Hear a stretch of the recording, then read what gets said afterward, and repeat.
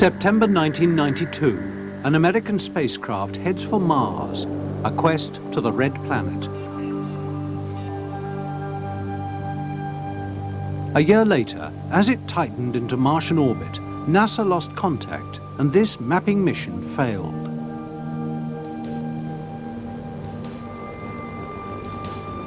But Mars was already familiar terrain, for it had been much studied as man's next stepping stone in space. This is Mars in a small telescope, the image shimmering through Earth's atmosphere. And this is Mars from the early 20th century, drawings by astronomers who believed they were observing canals. And here's Mars from Earth orbit, through the clearer, steadier eye of the Hubble Space Telescope. But no canals. Mars, bottom center, is the fourth planet from the Sun. Its solar orbit almost 2 Earth years. They've much in common, but Mars is only half the size of Earth. It's also less dense, has weaker gravity and a thinner atmosphere. But it does have polar caps, seasons and a tilted axis. Without the cloud and atmospheric problems of the Venus probes, Martian explorers have delivered pristine data. They've photographed valleys and channels, morning frost and fog, great canyons, even a landslip. Here again, closer to. The atmosphere in profile, and ice.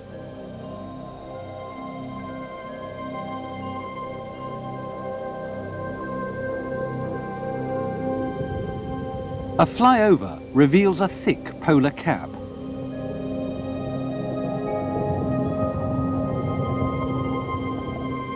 From Earth, the northern cap can be seen by telescope. In summer, the cap recedes as winter grips the southern pole. This southern cap is largely frozen carbon dioxide, the northern water ice. The caps are riven by great terraced crevasses. They've been formed, it's thought, as the climate has repeatedly cooled and heated, erosion caused by melting ice.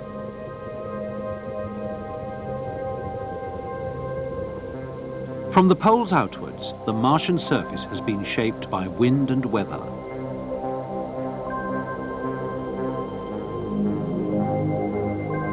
And by impact crater, Mars is peppered with them.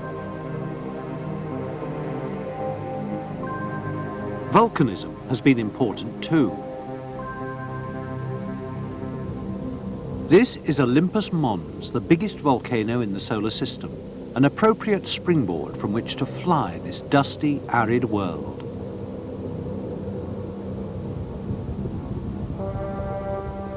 Hoving into view, the 3 volcanoes of the Tharsis Ridge.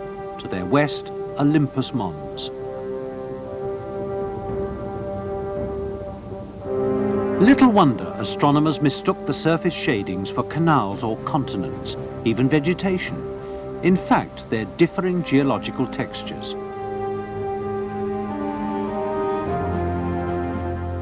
Now, with data compiled from the American Viking probes of the 70s, we swoop on this desert landscape.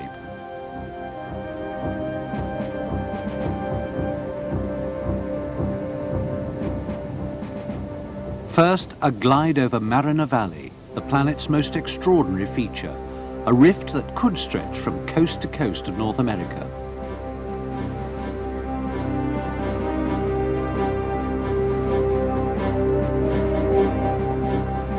There's cloud below as we position for a swing over the Tharsis volcanoes.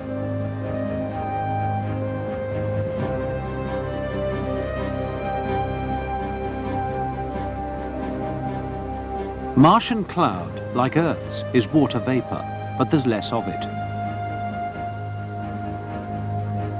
Overnight frost, burnt off by sunshine, forms mist in the canyons.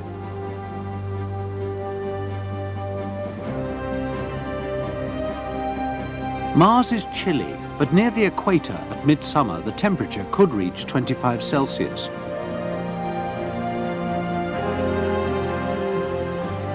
A low-level turn for a buzz down Mariner Valley.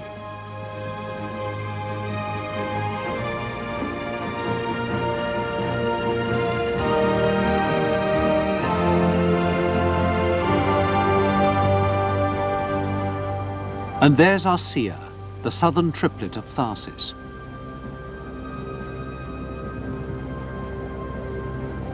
Pavonis and Escreas. Three gigantic shield volcanoes like those that sprang from the Pacific to form the Hawaiian Islands.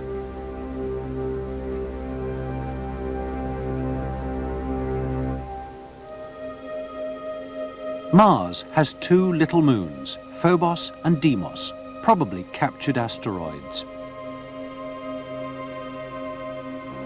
Pictured by Viking, they are lumpy rocks measuring just a few kilometers.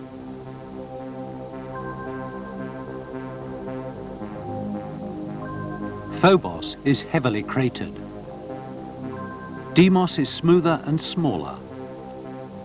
Both have dusty surfaces. The Soviets had an ambitious plan to explore Phobos, a craft to drop probes on the surface. Sadly, just as their work was to start, contact was lost. This was the best image received on Earth.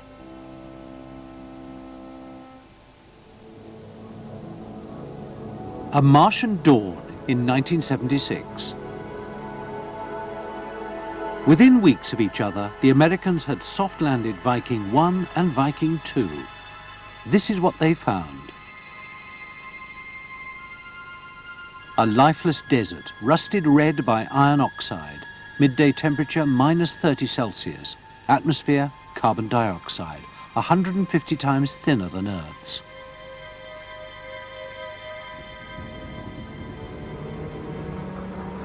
What they didn't see were the great dust storms that blow up on Mars. So big, they can be filmed from Earth as the whole globe is enveloped. But the Martian climate hasn't always been so bleak. Witness these river-like channels. And this teardrop, moulded surely by flowing water. It's believed Mars once had an atmosphere as dense as Earth's, and water galore. So why did the rain stop? One theory is weak Martian gravity, leaking atmosphere into space. No problem while volcanic gases replaced lost air. But when eruptions ceased, Mars was in trouble. The protective blanket of water vapor and carbon dioxide, which had trapped the sun's heat, disappeared. Mars became a desert, devoid of warmth and water.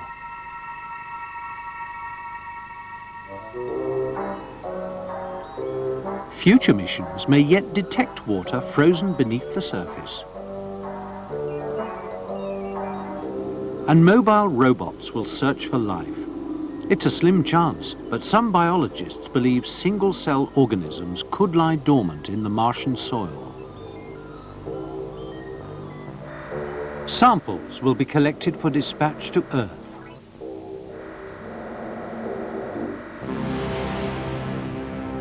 But who knows when man will land?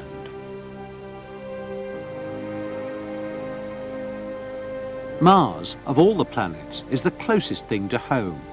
There are even 24 hours in a day.